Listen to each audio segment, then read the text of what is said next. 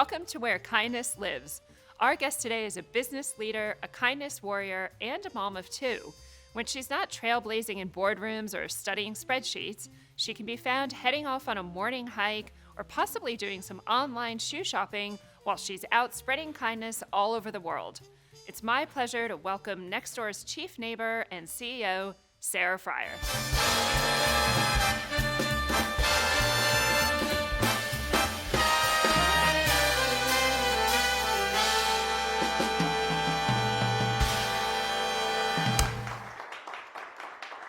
Sarah Friar, welcome to Where Kindness Lives. Thank you for having me. Thank you for coming from Australia to be here with me. So exciting. We want to start by asking you the question that we ask all of our guests. What does kindness mean to you? To me, kindness is being willing to do something for someone else without requiring anything else in return. It's that maximum moment of being altruistic with your time. Unlike niceness, where often you are nice because you are expecting something in return, kindness to me is being willing to do sometimes very tough things, like giving someone really tough feedback because you genuinely care about their development, for example. So it doesn't always have to be nice, but I think a kind moment has that element of nothing is coming back at you. And in fact, it can make you very brave in the moment in a way that you maybe don't even expect of yourself. And is there someone in your life that comes to mind that's shown you kindness over the years? I grew up in a pretty tough community on the border in Northern Ireland. The Troubles were rife the whole way through all my childhood. In fact, I was in my 20s before we had the peace settlement. But I always come back to my neighbors because in our moments of need, they always show such amazing kindness. From, the first bomb that ever went off in our village, our neighbors were the first in the door with plywood to board up our windows so that we could actually all go to sleep that night because we had no windows in the whole back of our house. But even to this day, I have, now parents that are getting a little bit older. And when one of them is kind of out for the count, it's our neighbors who come and cut the lawn, take care of my dad's tomatoes, depending on which country we're in. It's Marcella, who, has been their friend for life, who brings over dinner for my mom. And so it's just those amazing moments of kindness from people who have a whole life to get on with, and yet they make the time. They just always just make me so happy. When you look back on the community that you grew up in, how do you think that shaped you as a person? I think it's had a massive effect, probably more than I think we all realize till we get a little later in life when we start to be more reflective. So I was actually just back in Northern Ireland because we were reflecting on and commemorating the Good Friday Agreement. So Good Friday Agreement brought peace to Northern Ireland. So I've exactly seen half my life with the Troubles and half my life without. That peace agreement, the Good Friday Agreement, was struck in 1998. And it was a really interesting year. I didn't live at home at the time. I'd already kind of flown the coop. I'd gone to university. I was in my first job. I was actually living in South Africa, which had its own kind of series of troubles. And I just remember, though, getting the news that everyone had voted. It gives me prickles right now, and that we were going to have peace, and people were going to step up to the plate and make it happen. And I grew up on the border, so I did see bombings and shootings and terrible things happening. So such a feeling of hope. At the same time, 1998, if you know your Northern Irish history, in the fall of that year, or in the autumn, we had the Omagh bombing. Omagh is my local town. It's where most of my mom's family are from. And that bombing was one of the worst atrocities we saw in the Troubles. It actually happened after the peace agreement. People don't even realize that to this day. And, I knew a guy I went to school with died in that. He'd gone into a restaurant with his dad for lunch and never came out. There was a pregnant woman who died. It was terrible. And yet we fought through as a community. And I think that comes back to, does it shape you? Yes, I think when you're a child growing up with that, you learn to be very resilient. You learn a lot about the power of community, both for good and bad. But I also think that, the other side of Northern Ireland was, the doors were always open. We left our car keys in the car, so we'd never lose them. It was an incredibly safe place to grow up, and I had that idyllic childhood of just running around in the neighborhood. And so I always go back to that when I think about what do I want to create in the world today. It's that feeling of community, even when sometimes that community had to fight through a lot to get to another side that was a better side. Talk us through the purpose of Nextdoor and what you personally see as the vision for it. When I joined Nextdoor a little over 4 years ago, we were doing a lot, right? Local is a lot. Just about anything you do in some ways can be brought down to a local level. And I didn't think we had that cut through of something really inspiring. That, I always say about purpose, it's not just getting up in the morning to go to work, but it's what bolts you out of bed and makes you run to work because you're like, I have to make that happen. And that if you put in all that time and energy, it's actually worth it. So I love shoes, but I'm not going to wake up and go work for a shoe company. It's not my thing. We are going to talk about your love of shoes later. We can talk about shoes later. But Nextdoor really has that inspiring purpose to me. I want us to be a platform where the utility and community do really interweave, and that anything you think about doing locally, you can get done on Nextdoor, whether it's grow your business, create an event, agitate for change through your local mayor or something. There's so much that we can do on the platform. And then, frankly, I want to build a really strong business. I don't want to lose sight of that. Great, strong businesses cast off a lot of cash flow. Cash flow can get reinvested, and that's what builds really big companies that stand the test of time. Taking your maybe company hat off for a minute, and just as a regular neighbor, tell us a story of something that's happened to you on Nextdoor that's like one of your great Nextdoor moments or neighborhood moments. Okay, so is it okay if I talk about someone who might be sitting behind me right now? It is. Can I go there? We'll be talking to her a little bit later too. Well, only because it always stands out to me, and she probably has a different rendition of the story, but what I remember is, right, the pandemic had just started, and I think every single one of us needed to do something, right? You were kind of taking back your own personal autonomy to say, there might be a global pandemic. I've been told I can't do anything. I can't leave the house, but I need to do something for others, right? That is actually a moment of kindness, actually good for our own health when we do that. And so I saw this group pop up on our local Nextdoor, and there was this woman, Penny, who was like, not just, managing the group, but she was actually matchmaking. And I put my hand up and said, okay, I can't do a lot during the week, but the weekends I can definitely go get groceries. I can go to the pharmacy, chemist for whoever needs it. And she matched me up to a couple of folks, and I was doing my thing. And then Penny would ping me every so often. She would ask me something else, or could I do this? And then one day she's like, oh, I'm going to give you a call. And so she called me up, and she was like, you're the CEO of Nextdoor. So I felt like I'd been completely found out because I was just like, no, I'm just a regular neighbor in this case. But I said back to her, oh my goodness, you're from Northern Ireland. And Northern Ireland's the size of a pea. Like, we don't go that far, right? There's only so far 1.4 million people can get in the world. But to find this person in my local neighborhood from where I grew up, who had the full-blown accent, that meant that she'd grown up in Northern Ireland, was just like, it felt like, I don't know, it felt like the universe had spoken and said, all these threads connect for you, Sarah. I'm going to be selfish about me right now. There's lots of good stuff for Penny and our group and so on, but it felt like a moment of like the universe saying, it's all going to be okay because it's meant to be. In the end, everything is connected. And, if you just always remember, kindness is contagious. So when you give, it's going to come back to you. I felt like that was a moment where I had been giving, but it came back to me because I found this moment of connection in the midst of what felt like one of the loneliest times I'd ever lived through. Nextdoor was actually created in the beginning to combat social isolation and loneliness, Mm-hmm. and there was a lot of research at the time around how tech could be used for good and play a part in that. There's been some really powerful pieces lately about the loneliness epidemic in the US. 1 out of every 2 adults saying that they feel lonely right now. And actually, there was a recent piece by the Surgeon General, Vivek Murthy, that really, I think, shared a personal story of his as well and his struggles with loneliness. Can you talk a little bit about how Nextdoor helps with loneliness, and if you have a personal story to share there too, because we do often hear it's lonely at the top, Sarah. Can be lonely at the top. What's amazing about that new report coming from Vivek, who I've had the privilege of getting to meet because of Nextdoor, and because he actually views a platform like ours as an antidote, most recently, that new report he's put out has been co-authored and helped with by another amazing individual, Dr. Julianne Holt-Lunstead. And we've done a lot of work with her. She's a professor out of BYU, Brigham Young University.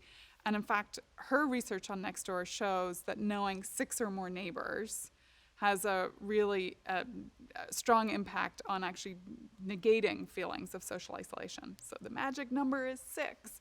My dream is that you walk into the doctor's office, right, and you tell them, I have X, and they say, go walk 10,000 steps a day, or eat your greens, or eat your colors, or don't smoke, and if you're Northern Irish, the worst is only have a couple of drinks a week. We're like, we don't know how to deal with that.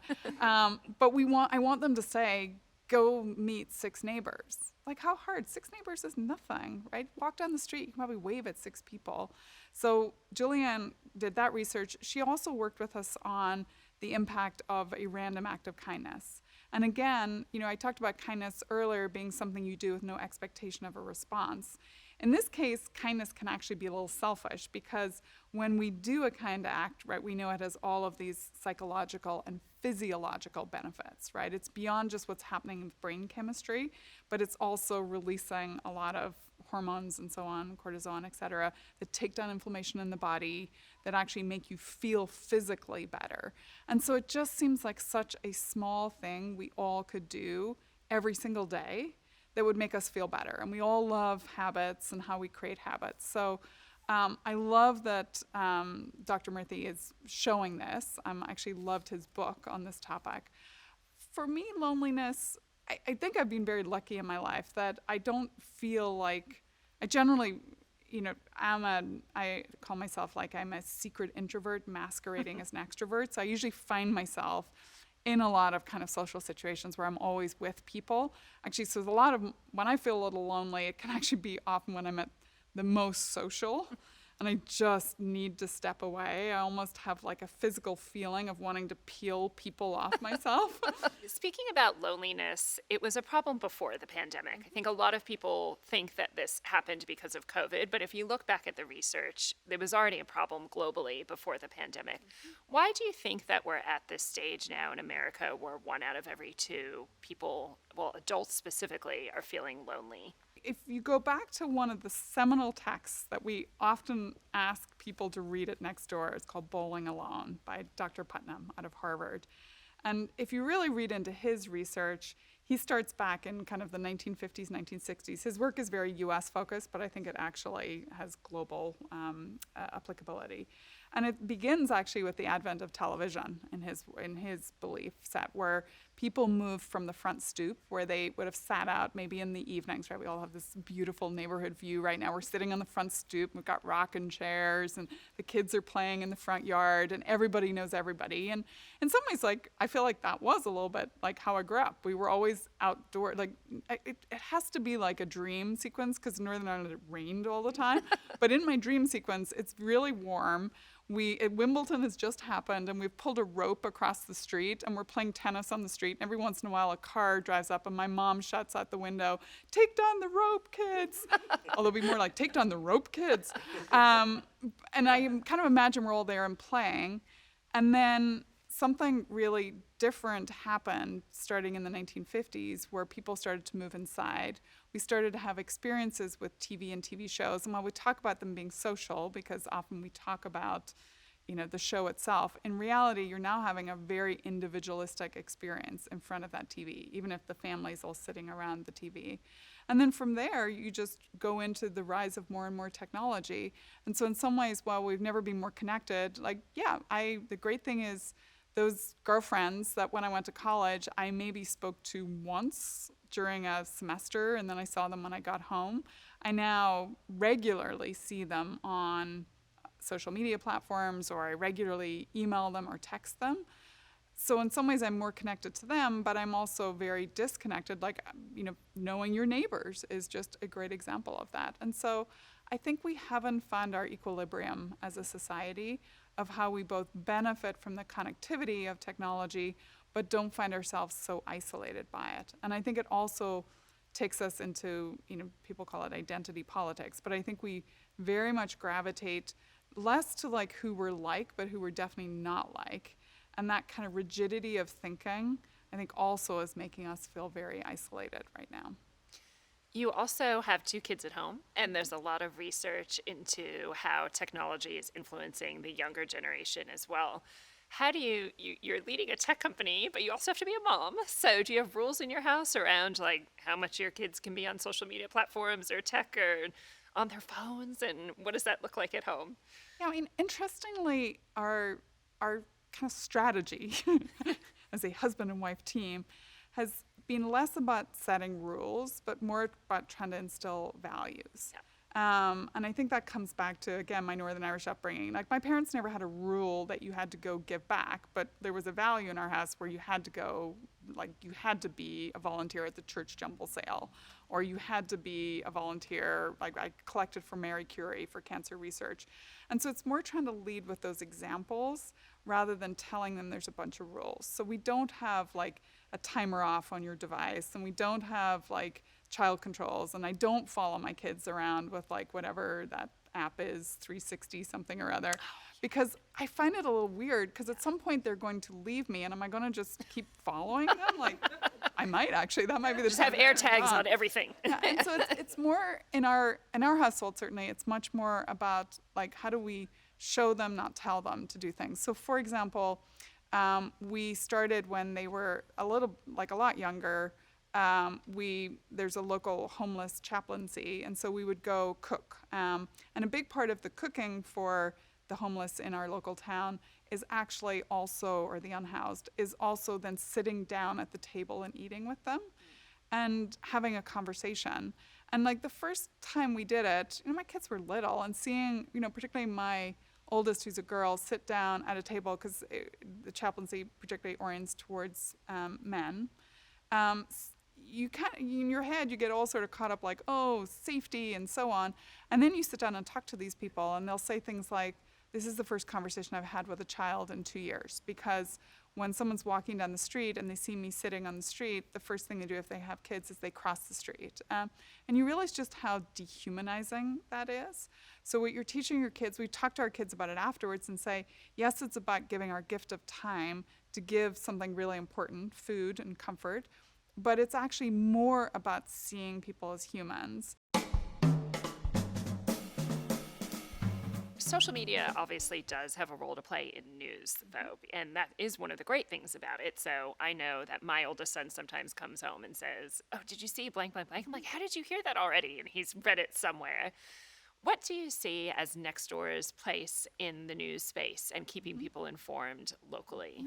Yeah, so I think it has a huge part to play. And we know that when neighbors tell us what do they want from Nextdoor, one of their core asks is, help me stay informed, help me know what's going on around me locally.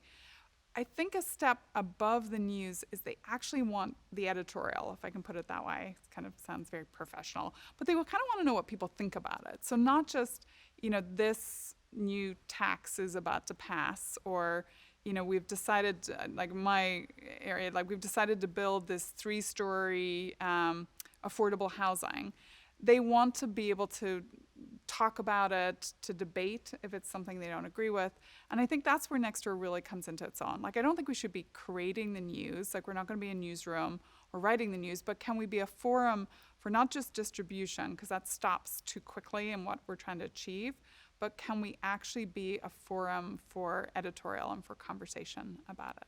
Being involved in the local news does also sometimes come with challenges, and we've seen regulation and lawmakers try to crack down, and platforms try to crack down on, I'd say, topics that arise during conflicts like the war in Ukraine, elections, and spaces where it can get a little bit heated. So how does Nextdoor handle that? Yeah. So first and foremost, I think it's incredibly important that people can have tough conversations. I'll go back to where I started this whole conversation about Northern Ireland. If you couldn't have gotten people around a table who really had a lot to hate in each other and have them have a conversation, you'd never get to a place of peace. And in fact, that was what Senator Mitchell, when he came back as part of the 25th anniversary commemoration, that was one of the things he talked about, was just how long the talking went on for before finally people said, okay, we're done. We're ready to sign this Good Friday agreement. Like he actually thought it wasn't going to happen because the talking was taking so long.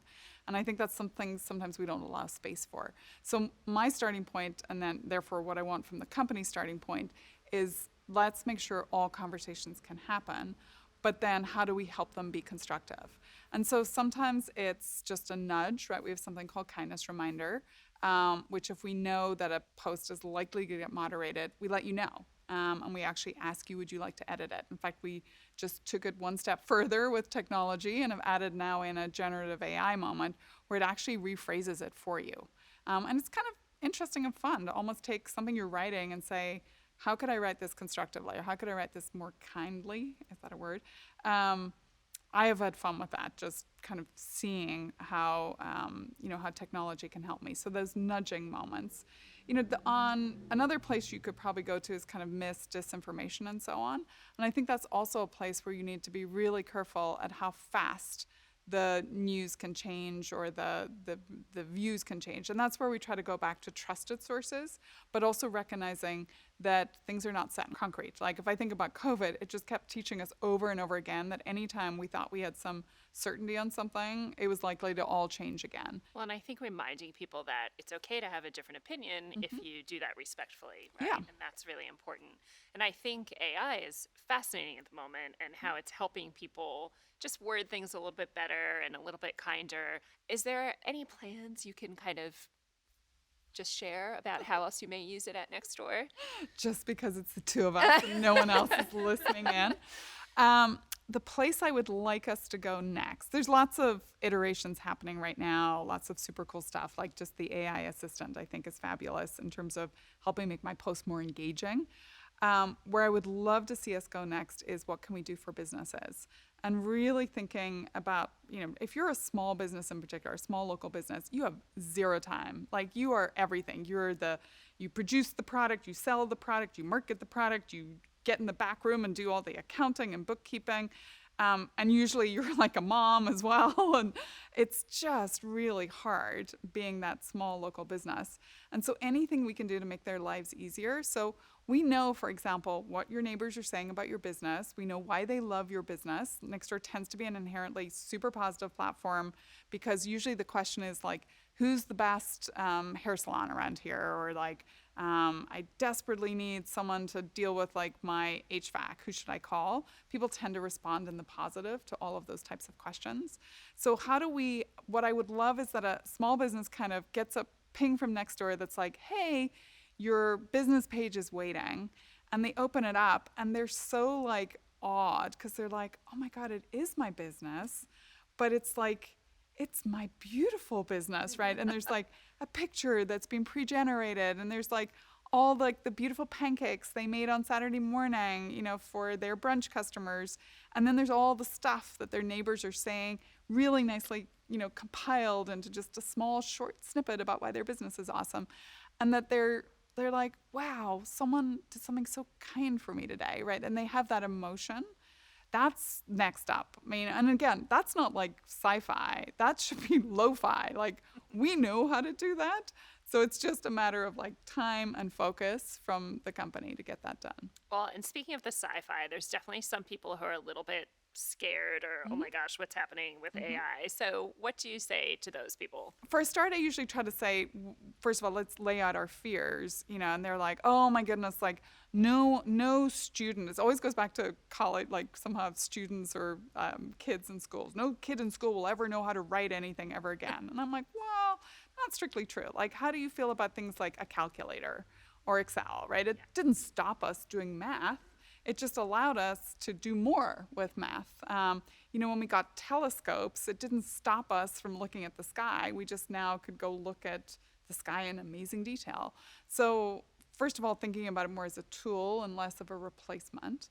Not just seeing the downside. Like when you think about education in particular, think about, I think a lot about a neighborhood right next to mine, right, it's a Hispanic neighborhood.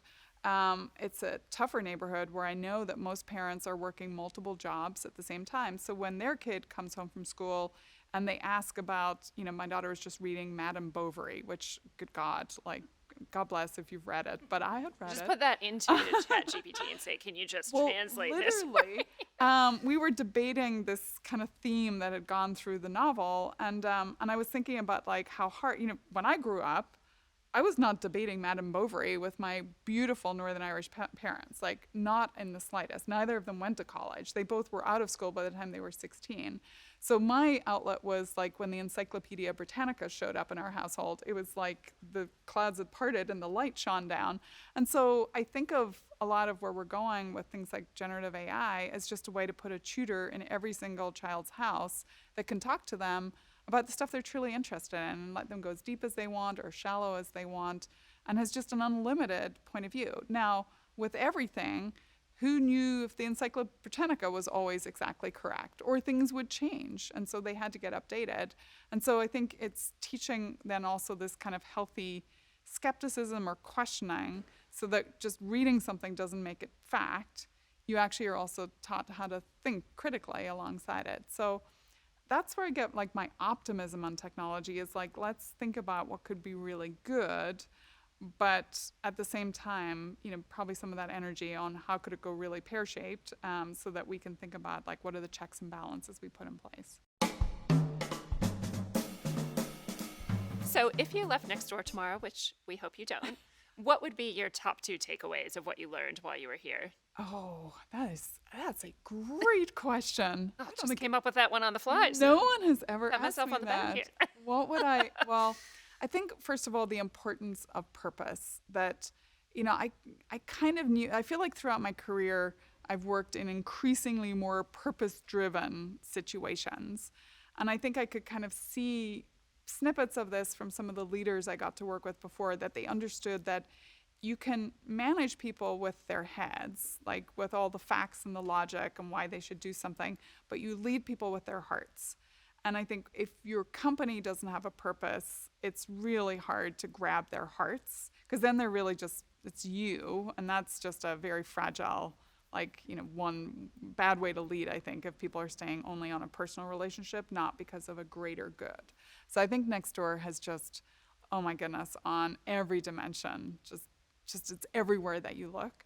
And then I think the second thing is the power of something I've always believed in, which is the power of you're building your network. And this is actually, it's going to link back to kindness, which is always take the call, do the walk, speak to the person, send a follow-up, like help when you can, because it does keep paying back over and over again, right? You asked me earlier about Vivek Murthy's, the Surgeon General. I just this morning was in our Neighborhood Vitality Advisory Board. Julianne Holt-Lunstead came on. She was in between meeting with a bunch of senators, but she took the time to spend 30 minutes with the whole board to talk through the work. And just when I look at that whole board, it's a collection of individuals who individually are absolutely brilliant, but collectively I think have completely changed the path of Nextdoor. But it's really down to relationships. It's kind of people I've met along the way, others have met, introduced me to. And you never know when that moment is going to be, but really kind of being kind to that network just pays back over and over and over again. And how are you kind to yourself? Because you also have to manage the stress and pressure that comes along with being the CEO. Yeah. Being kind to yourself is a really good question, because I think I'm often on the last on my list of the to-dos that have to get done.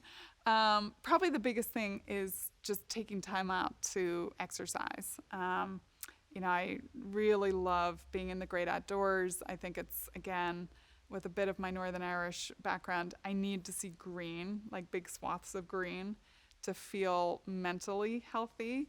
And then doing it on like a big long hike or a big long run is kind of the physical moment. And it's, definitely get in that zone where like I'm having my best thoughts, or I can just zone out.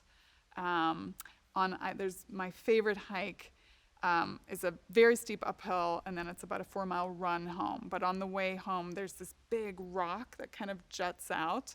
I get all kind of spiritual. I grew up in a very religious family, but when I get to spirituality today, it's more about just like the great outdoors. But I sit on that rock, and I always take like 5 minutes and just do a little kind of silent meditation, just staring at this complete panorama of trees, and they're all slightly different colors of green. And I just feel like no matter what is burdening me at that moment, it all kind of washes away. Like I can feel almost the stress draining out. And I'm like, okay, I got this. I can like go back at this again.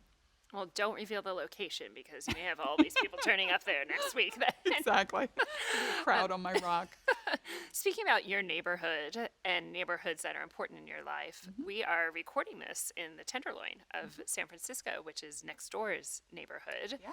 It is not necessarily known as a scenic neighborhood of San Francisco. It is more known for some problems with homelessness and drugs and some other sociological issues that are prevalent in the neighborhood. So can you explain why Nextdoor chose the Tenderloin specifically? Because it was a conscious decision as its neighborhood. It was. So we were looking for space right ahead of the pandemic. Ironically, we were living in a kind of a very tech hub building, along with another social media platform who shall remain nameless.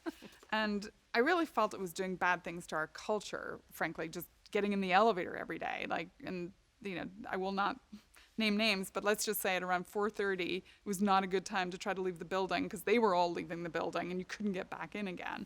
And that was not the culture I wanted, like a high-performing team.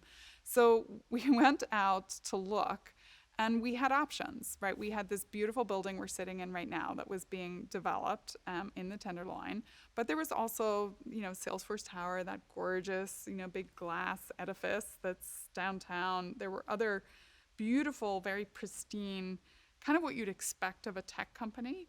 And why we chose this, and I give full credit to Brian Power, our head of people, and Vaughn, our amazing head of facilities, was because we felt it truly reflected the soul of Nextdoor, because it was gritty. Like, you step outside the building, it's totally gritty, and you actually understand why it's so important to do what we do.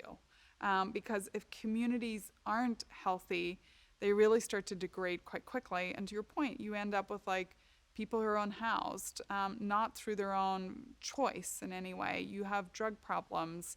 It's really hard to look out the window here and not feel like, oh my God, our work is not done.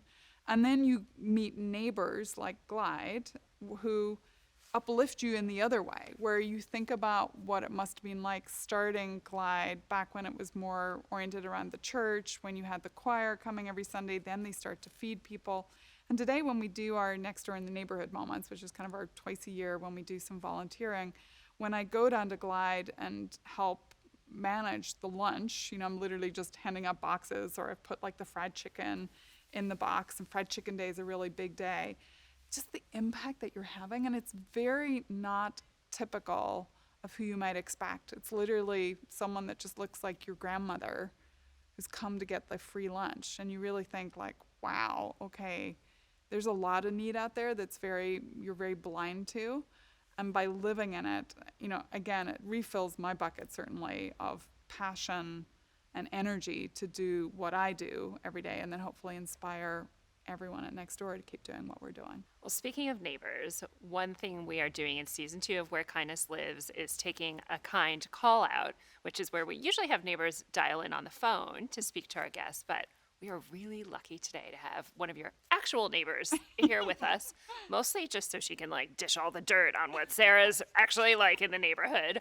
But no, Penny, so nice to have you here. We want to hear a little bit about your experience on Nextdoor as well. Penny is, like no one else on this earth. This woman does more for her community than anyone I've ever met in my entire life. And I mean that honestly.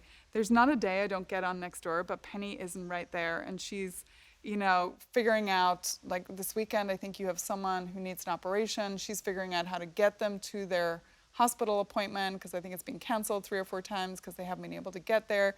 She's figuring out how to get that person home. She's figuring out how to get people to stop by with a meal, how to get people to stop by for a chat. She doesn't just stop at the obvious. She gets the story, and then from there, she kind of goes a much bigger level deeper. And just the care and the time it takes to do that, I'm blown away. And one other thing she does is she gets us all to paint these little ladybirds or ladybugs, depending on... Ladybird is the correct dear God. term, of course. Ladybird. We all know it's a ladybird, not a ladybug. And my daughter and I painted a bunch of them during COVID, but she drops them off with people as a way to say, I see you. Like whether it might be the checkout person at the local supermarket, it might be the UPS person, whoever it is. I mean, who does that in real life? And yet here she is. You're amazing. Absolutely. And Penny, you started Good Fairy during the pandemic on Nextdoor, which was actually highlighted in the Nextdoor 100 last year. That's right. So can you tell I us have the a little bit? doormat. Can you tell us a little bit about Good Fairy and why you started and what Good Fairy does? Certainly. Well, Good Fairy was a group I started at the very beginning of the pandemic. I had always enjoyed Nextdoor, so I was kind of, hanging out in Nextdoor. And there were a couple of young girls saying, oh, I can shop for the elderly. And I thought, oh dear, it's the wrong messaging. Mm-hmm. At the time, if you were over 65, as far as we knew, the best thing for you and everyone else was for you to stay home and for someone else to do shopping for you. Mm-hmm. And that meant if you have a neighbour who's in good nick but is over 65, you should be knocking on their door and not worrying about inferring they're frail, but saying, I'm going to go shopping for you. And it's win-win because I don't want you clogging up the hospital, when you get sick. And I also don't want you to get sick.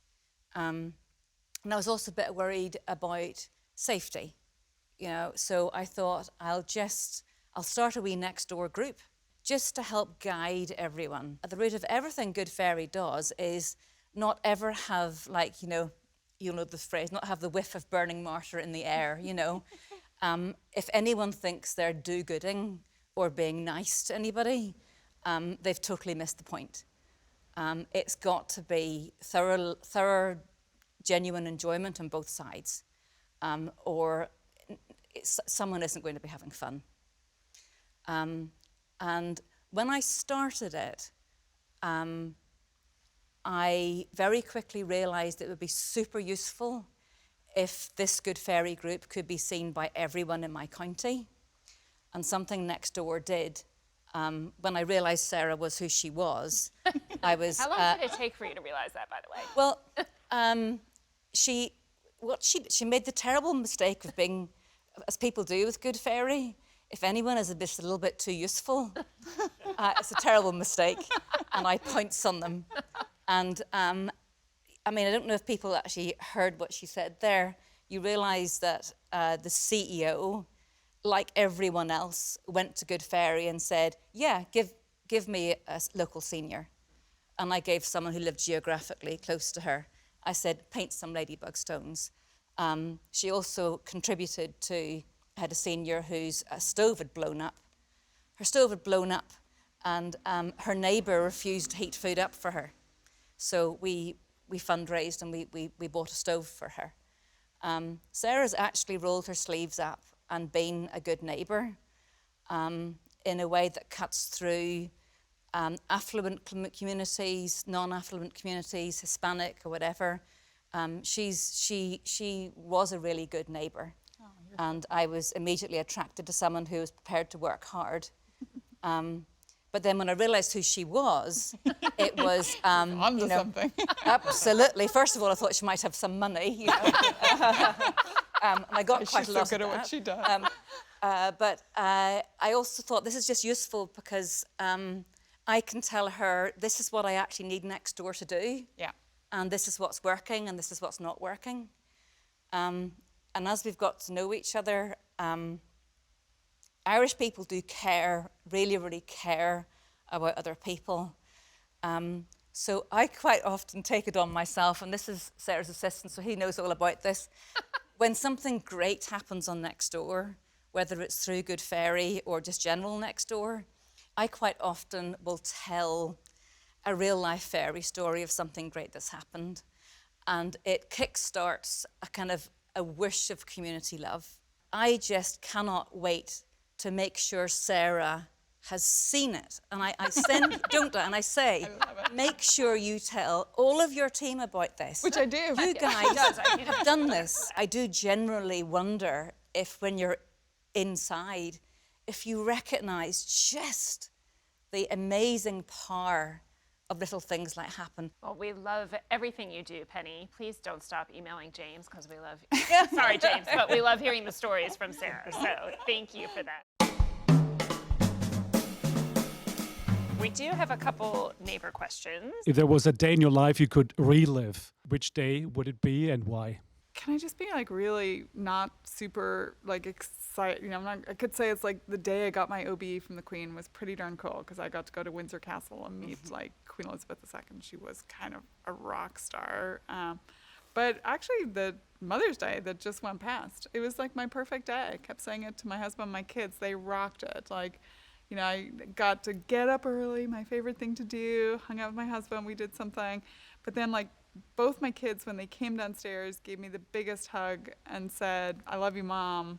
Like, happy Mother's Day, which I have a 16-year-old boy. Like, do not underestimate how, all the moms with boys that are older right now are laughing to themselves. Ria asks, what advice would you give to young, inspiring women to be a success in business? Stay true to your values. It's the one I keep coming back to. I think what the world needs right now are leaders who want to do the right thing, not the popular thing. And I think as women, we're often in situations where we are the only, and often to survive, we're kind of forced to take on traits of the majority. And when we do that, you can often lose your real, true core value set. But I think when you stay true to your core values, you're much more authentic. The people who follow you are much more aligned to you, right? They will follow. You've got them by the heart and the head. And so just remembering that, even through the very tough times, that sometimes it's better to, lose the battle because your values were being kind of encroached upon than to lose sight of who you are as the person and hence lose the war. All right, Sarah, it is time for my personal favorite part of the podcast, the Kind Carousel, which is just the most fun. This is where we get to ask you any kinds of questions. So here we go. What are your guilty pleasures?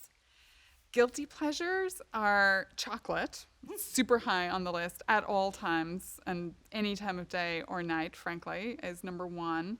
And then this is I can't even believe I'm going to admit to this on like anything in the public domain, but reading the Daily Mail.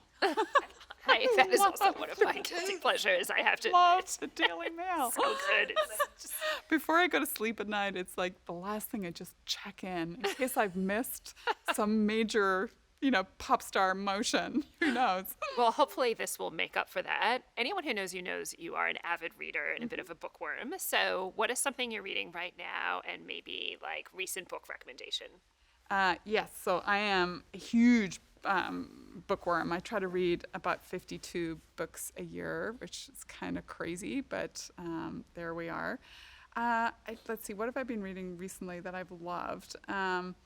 I have just read a couple of short stories by an Irish writer, one called Foster, Foster, and I'm forgetting her name, it's Claire something, but really good kind of shorts. I haven't gone back to short stories in a while.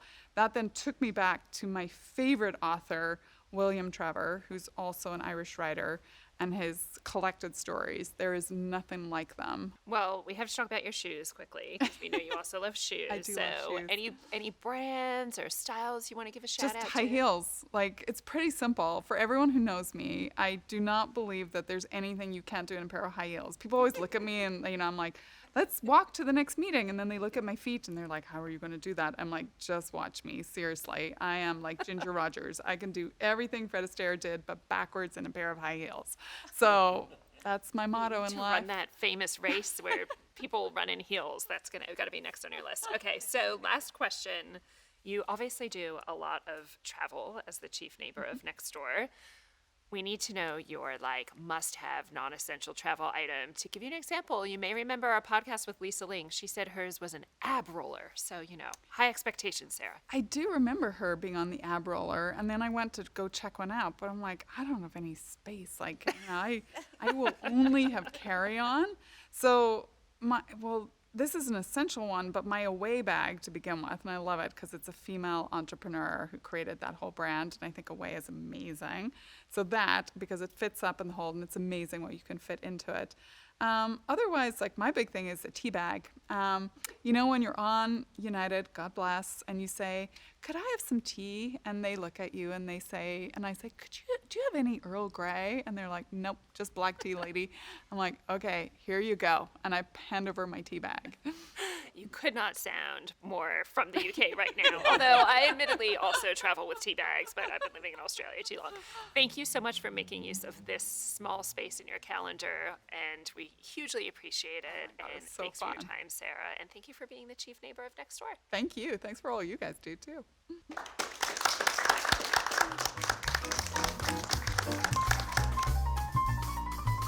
Thanks for tuning in, and don't forget, if you want to connect with your neighbors, you can download the Nextdoor app or visit the website anywhere in the world. Just head to nextdoor.com.